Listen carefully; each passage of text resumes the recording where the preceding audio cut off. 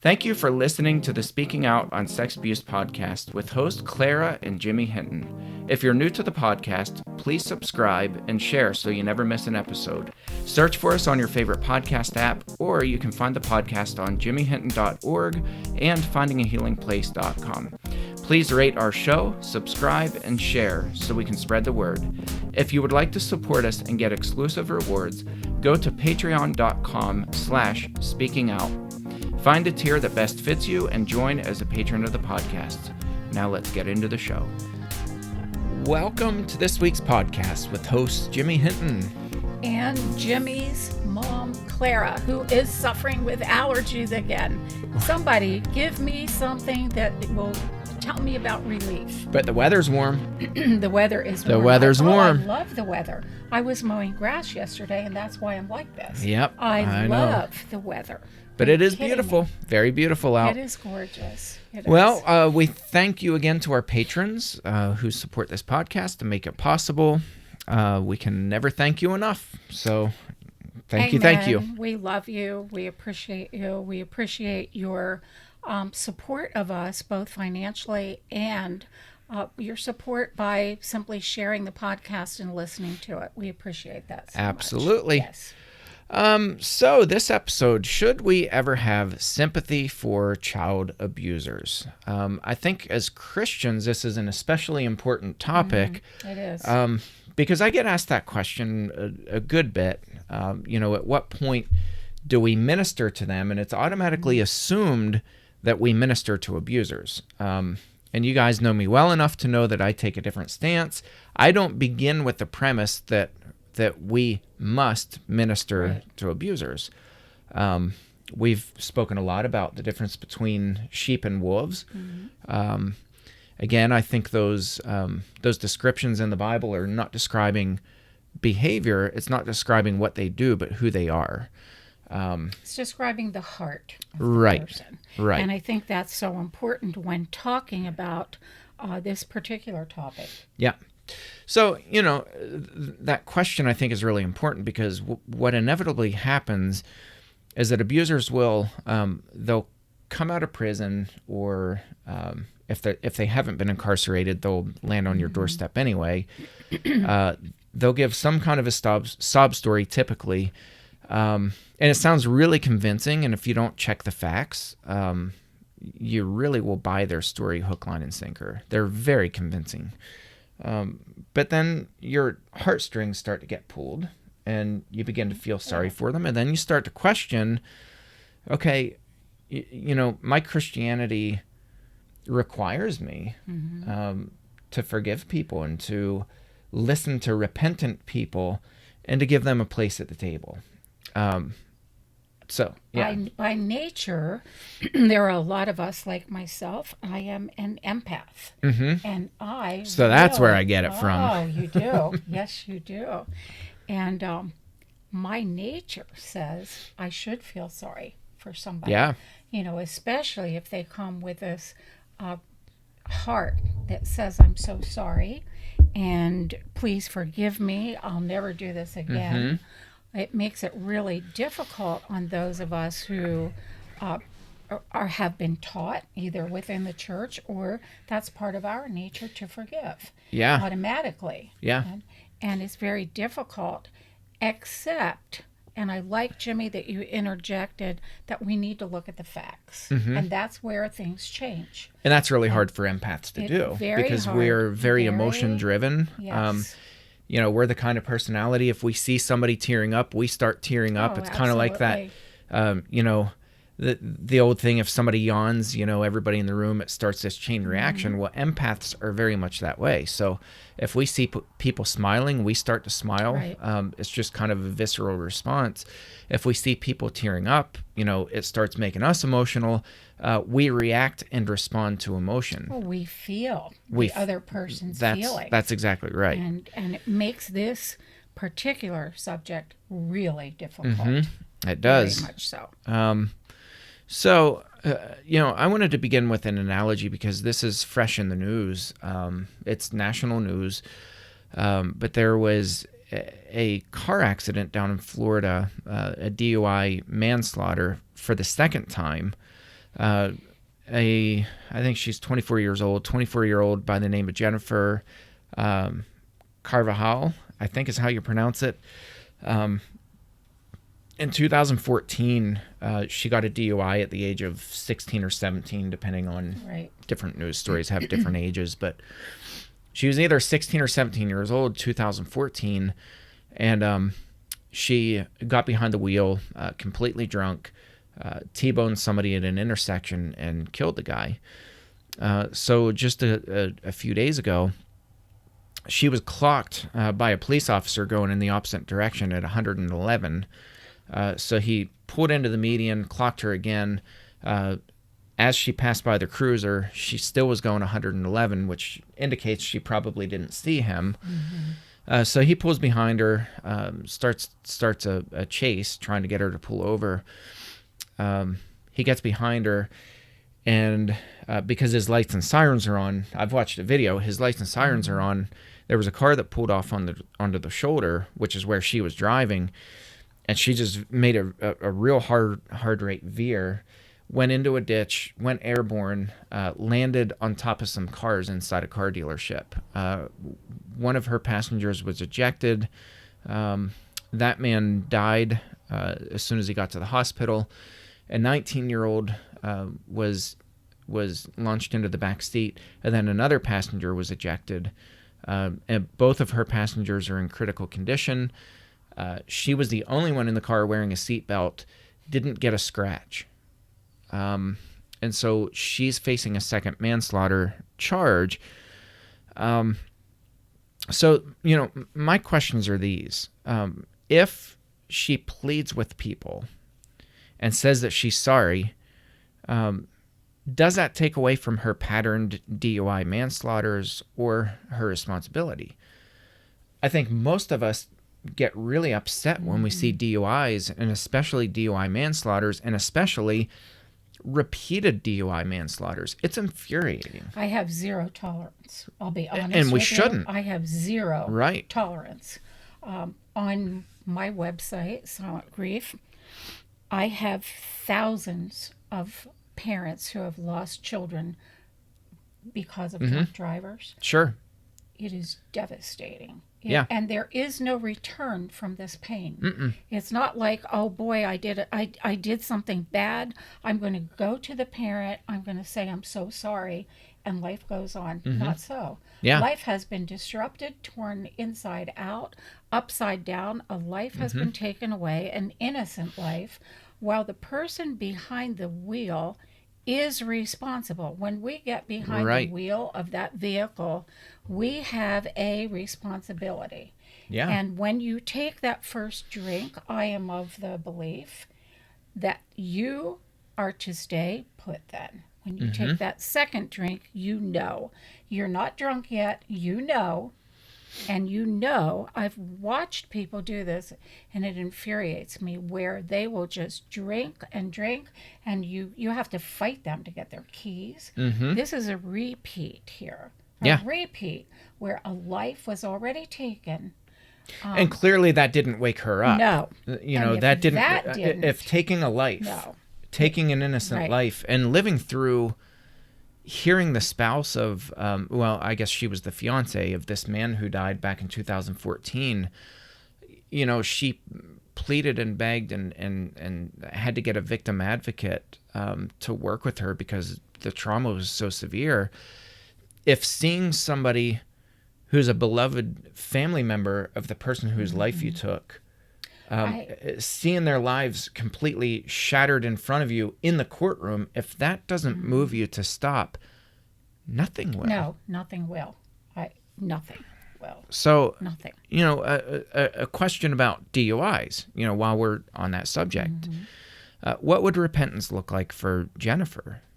Would it include her never driving again? And I know that sounds crazy. I know that sounds ridiculous, but quite honestly, we have somebody in my own congregation who had a very similar situation years and years and years ago, has never driven again. I will tell you this. And never will drive again. I will share with our listeners and viewers, my mother was an alcoholic. I rode in the car as a child with my mother many times when she was drunk, and I can remember clutching the side of the door, begging her to stop. She would speed. She would go just full speed. And one of the last times that she drove was she hit straight head on into a telephone pole, totally demolished, smashed the car. She was fine. She was fine. She walked away from it okay. But it was shortly after, and this is where I have to respect my mother for the decision she made. She knew she was not going to stop drinking. She knew. She Yeah. said, "I'm not going to stop drinking." She, for whatever reason, liked drinking. But she took her license and she mailed them in and asking that they never, never give her her license back. Yeah. And she never drove a day from the age of, I think she was 52 actually, when she handed her license in.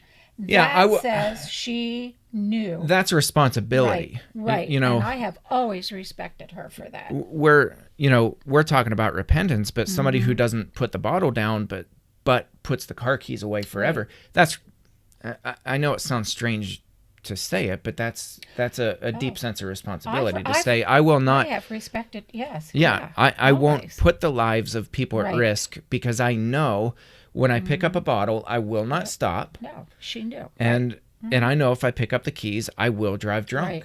Absolutely. I mean, it's just Absolutely. that self-knowledge to know and have that awareness that that you're not responsible enough to carry the burden of Right. having car keys. Absolutely. Right? Absolutely. So, what else would repentance look like for the DUI manslaughter person? Never having passengers again. Suppose somebody drives, would they never have passengers again? My opinion is they're still going out, and there's still plenty of other There's- people out on the right, road that's that how you I could feel. kill.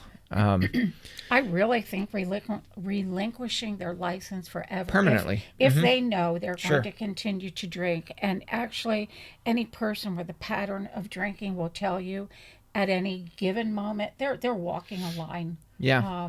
That Or can do it for a decade. Well, yeah. Prove that you can be responsible and not drink. Yeah. Would the repentant DUI manslaughter pay for therapy for families of victims? I think it should. I do too. Absolutely. Absolutely. Should Jennifer ask for the harshest sentence that the judge can hand down to her? Absolutely. I would think a repentant person wouldn't do the opposite and try to plea Beg and to get bargain off? and No. and get lighter charges.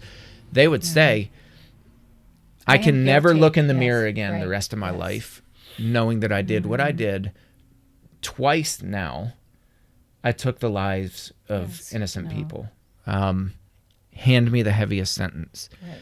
Right. Would they never go near a bar again? I think that's obviously a rhetorical question, but clearly going near bars and parties doesn't work well for Jennifer. I would think alcohol would sicken a person if you've taken a life Yeah. by alcohol. It should. I would think you would never want to hear the word, let alone look it or ingest it. Mm-hmm. I think you would say, I never again Right. will I get near it. I can't control myself with it. Right. Would they demand mandatory rehabilitation? That's something that came up in a couple of the articles about this Jennifer Carvajal. People or family members of victims were saying, why is there not mandatory rehabilitation for people who have DUI charges, let alone Right. DUI manslaughter? Yes, right. Why is there not mandatory rehabilitation? Instead, you know what she got? She got probation. She didn't even get prison for the first one. I just get sick. I know. I do. I know. It That's makes it. no sense. So, while we're talking about that analogy, I mean, that upsets us. That makes us angry.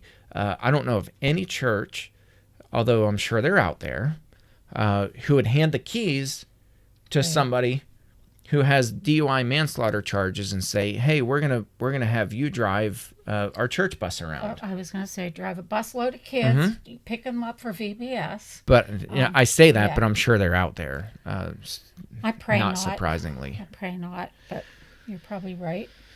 But making the transition from that analogy, what about churches? Because I would argue that churches most definitely have sympathy for child rapists, and they protect them with very little to no accountability.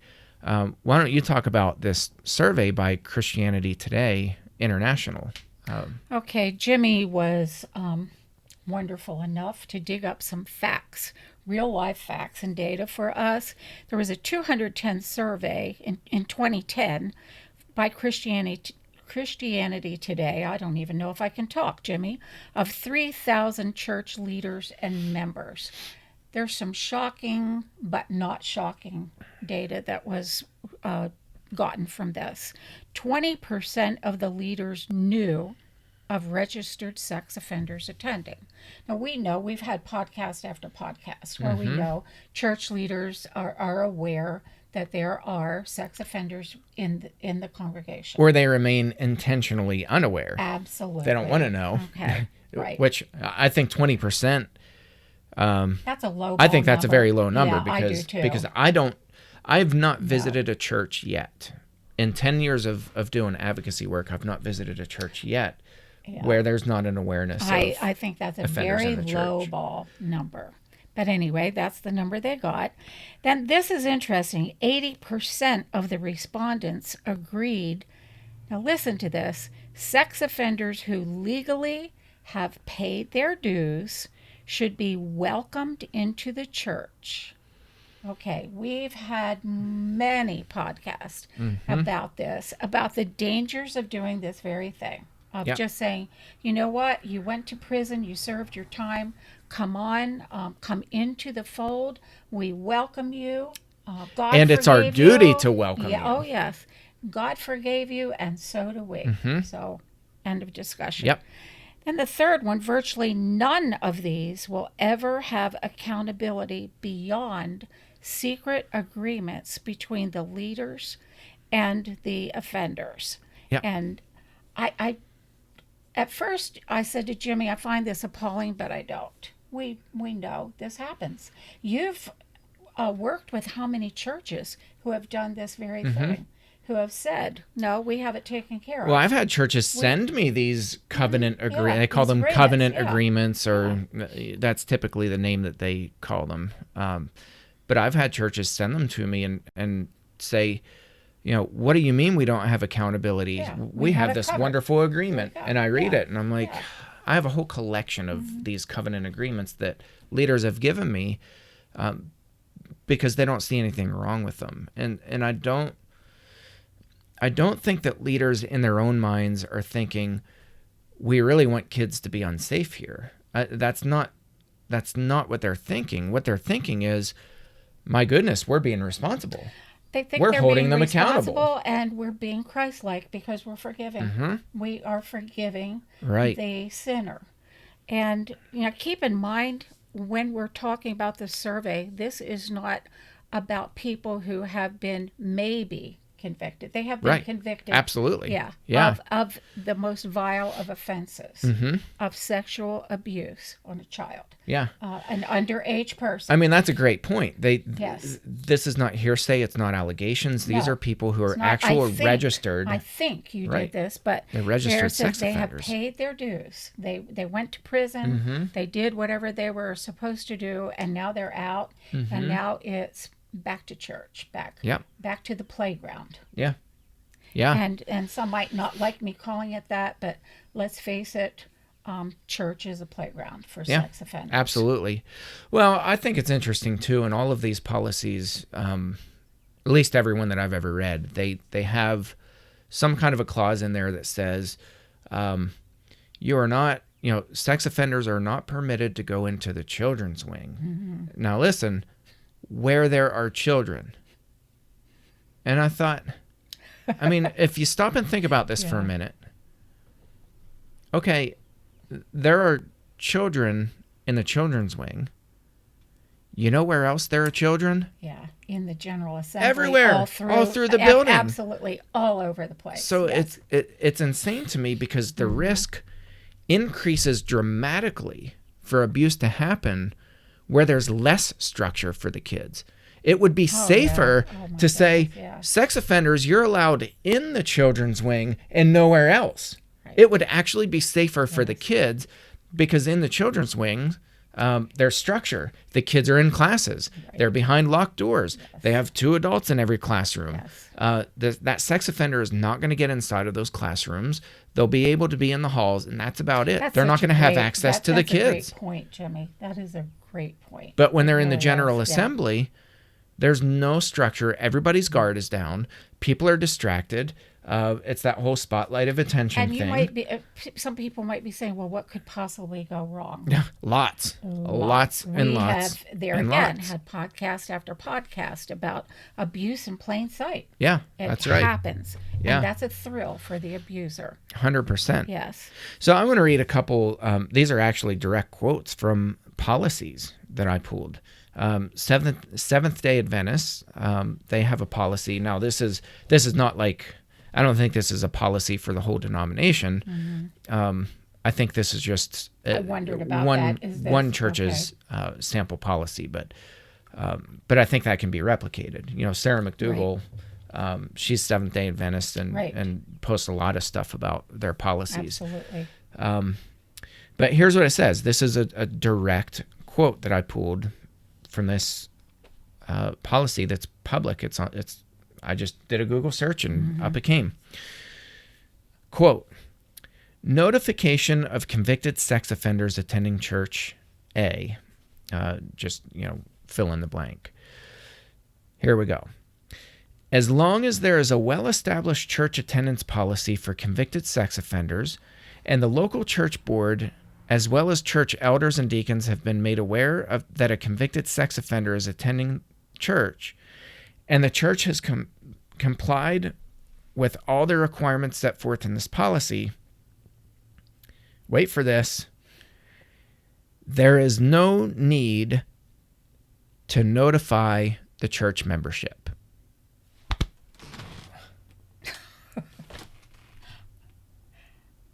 Like I said, I wasn't shocked. No need to notify the church. This to me is worse.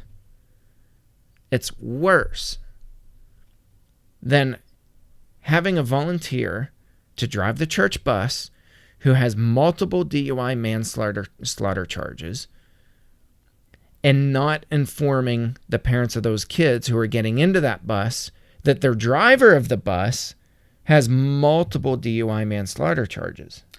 This is that actually gives me worse. Chills. It really to think of how abhorrent this is. It really it's insanity. Is awful. It is terrible. Yes, it is. Well, how about Brotherhood Mutual, the second largest insurance provider for churches?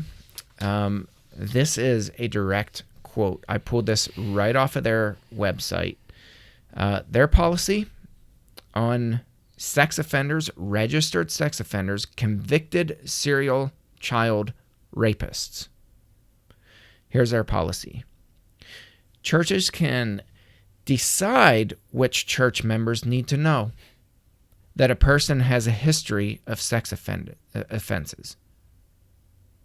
Okay. So we pick cool. and we choose. Yeah, you can. It's optional. You can, if you want to let church members. By the way, what do you think your average church leader is going to opt to do if given the choice? Are they going to inform their entire congregation and rock a boat? No. Or are they going to have this secret covenant agreement? And, yes, agree where, that as long as you be a good boy and you abide by our policy, we will not have to stir up trouble within the congregants. Yeah, of course they're going to pick that if given the option. I really love your analogy of the person with the DUI. I truly love it. If this was the policy and we have a person who was hired at a church or at a school rather, and or wants to be a volunteer, wanted to drive, the Yeah. school bus Right. for children to go to games Mm-hmm. or after school Yep. activities. And the Board of Education decided, okay, you know what? Um, Parents she's are on a need to know basis, and they don't need to know. Yeah, she already served time in jail. She served like 6 months. She paid all her fines. She attended all her DUI classes. Why rock the boat and tell the parents about this? After all, we need her help, and she's part of our community. Let's let her do it. Yeah. Well, I mean, it makes no sense. It makes zero sense, Jimmy. And Zero. I want to talk about the weakness in that analogy, though, because there is a weakness, and I think it's at least for me, it's glaringly obvious, but for some people, maybe not as much. But okay, DUIs, we're talking about somebody who habitually gets drunk or high, and irresponsibly and intentionally gets behind the wheel. Right. The intentionality is getting behind the wheel, not necessarily with the drinking, though. I mean, it is intentional, but they're not thinking in their mind, I'm going to create victims today. No, they're not planning. I don't think somebody who's an addict, I don't think that that's on their mind, that today I'm going to produce a victim and kill somebody behind the wheel. Yeah. Whereas a child sexual predator is thinking exactly that. All the time. They're thinking, all the time. I know who my victim is. I know how I'm going to get access to my victim. I know what I'm going to do to my victim, when I'm going to do it, how I'm going to do that, how I'm going to accomplish that, how I'm going to keep it a secret, how I'm going to keep the parents blind. They have it all planned out. Every step of the way, they have always intended on producing a victim. Now, we will still have the person who says, okay, but they paid their time. They paid their time. They got out, because we're talking about convicted sexual abusers here. Shouldn't we be sympathetic and welcome them? And the answer to me is blaring, and neon sign blaring. No. No, because they willfully, intentionally, and serially humiliated, raped, and stripped away the innocence of child after child after child after child. And we have data that says once an offender, what? Yeah. Always an offender. There is always an offender. There is no healing for them. No. There is no cure for them. And that's coming from the secular world, right. that, people who work with sex offenders, Anna Salter says it. There is book after book that comes through and says victim after victim has been produced, and the person can be convicted, be put in prison, come out, and what do? Go do it again, only this time smarter. Right. This time smarter. Absolutely. So, absolutely. Yeah. So, I'm going to keep an eye on the time, because we could go on forever. I'll mention briefly, this is from a blog post that I did a couple years ago, talking about Summit Church in North Carolina, J.D. Greer's church, from the very top. This is a direct quote from their policy. This is talking about sex offenders, registered sex offenders. You can attend services. This is not a typo. You can, C-A-N, you can attend services where children are present, such as worship services, provided that one of your shepherding individuals is present.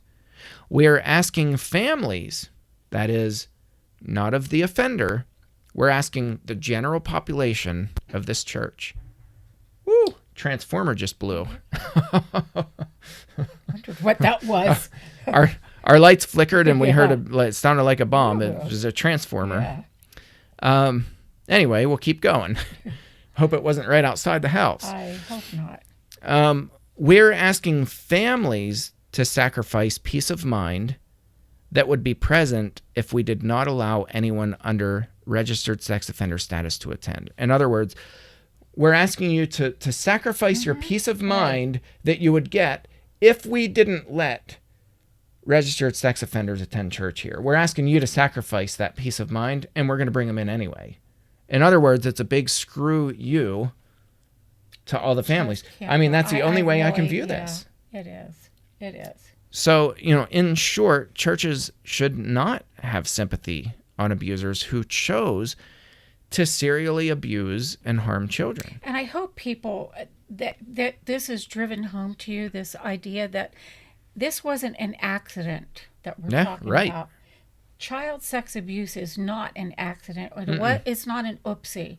It's a very planned out, well thought out criminal act that has consequences that are so severe that many are left for the rest of their days on this earth suffering. Yeah. So we're not talking about just a little scratch. Oops. Yeah. Sorry. Oops. Yeah. Sorry. I put a dent in your car. I'm sorry. I'll fix it. Right. Doesn't work. Yeah, there is no fixing this. No. Which leads to these points. You know, the damages have long-term, often lifelong effects on the victims. Number 2, most abusers will comply with these agreements in order to violate more children. That's the whole purpose of compliance. Number 3, there needs to be accountability between churches and offenders, not sympathy. Sympathy should not be our first response. Accountability should. Right. Absolutely. And 1,000%. Yeah, and accountability says to Jennifer, it would say, you're no longer going to come anywhere within breathing distance of a vehicle ever again. Right. For the offender, I think we should unapologetically say, you're not going to come within eyesight of any minor child ever there are again. So many online as long as I can help Jimmy, it. If this person truly wants to worship God, there are online services that Absolutely. you can participate in. You Absolutely. do not have to be in a group with children. Right. To worship God. That's exactly right. Yes. And you can have adult social services. interactions. Yeah, absolutely. You can go to adult groups. Right. You can go to small groups. You can serve in different capacities. Right. If you're truly repentant, you would seek out those opportunities. You would say, I will not put myself in that position. Right. Just as my mother handed her license in and said, can't do it. I'm not going to get on the road again behind the wheel. Yeah. An offender here should say, not going to do it. Ever. I will not put myself in the front of a small child. Yeah. I can't do it. I will not do it. Because I cannot be trusted. Because I can't be trusted. I've proved that I can't be trusted. Absolutely. So, you know, and then the 4th point, misplaced sympathy tells victims that they don't matter as much as the person who stole their innocence. So, with that said, I think you know where we stand. I think that's clear. Should be pretty clear. Yeah. Mother, would you like to leave our listeners with a truth bomb? I would love to do that. Be 100% certain who receives your support. A wolf is always a wolf. The purpose of the wolf is to devour the sheep. Let's be protectors of the sheep. I will amen that. Thank you all for tuning into this episode, and we will catch you next round. Thanks again for listening to today's episode. Thank you to our patrons who make the podcast possible. If you found it helpful, please follow on Spreaker and search for the Speaking Out on Sex Abuse podcast in your favorite podcast app. Be sure to hit subscribe and rate the show. If you believe in what we do, consider supporting the podcast by becoming a patron. And check out the cool rewards our patrons receive. Share with your friends and tell the world. Join us in speaking out on sex abuse so we can change the tides and prevent abuse.